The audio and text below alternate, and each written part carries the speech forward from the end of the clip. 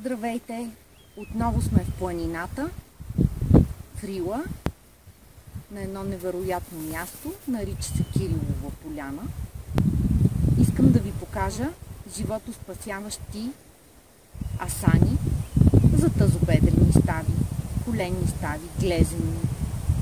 Ако някой казва, че има коксартроза, нека да дойде и да се запознае с нас, нека да намери нашата помощ.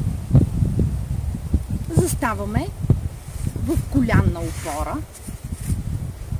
след което пускаме единия крак напред, глезена е леко навътре. С ръцете си помагам при тазобедрените стави, леко пружинирам, доколкото тялото ми позволява. Не го насилвам, не позволявам да има болка. След което сядам върху бедрото, ако може, изтеглям под бедрицата. Ако може, с нея правя прав ъгъл. Другия крак хубаво го завъртам надолу.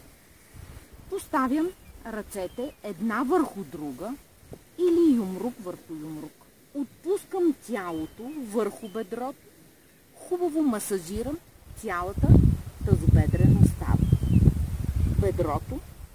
Същевременно подпомагам дейността на всички вътрешни органи, правя много добър масаж, стимулирам имунна система.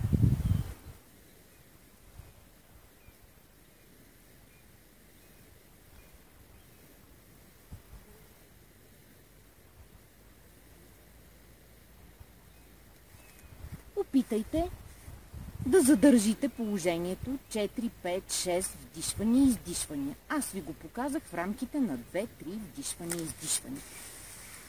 Опитайте задължително с другия крак.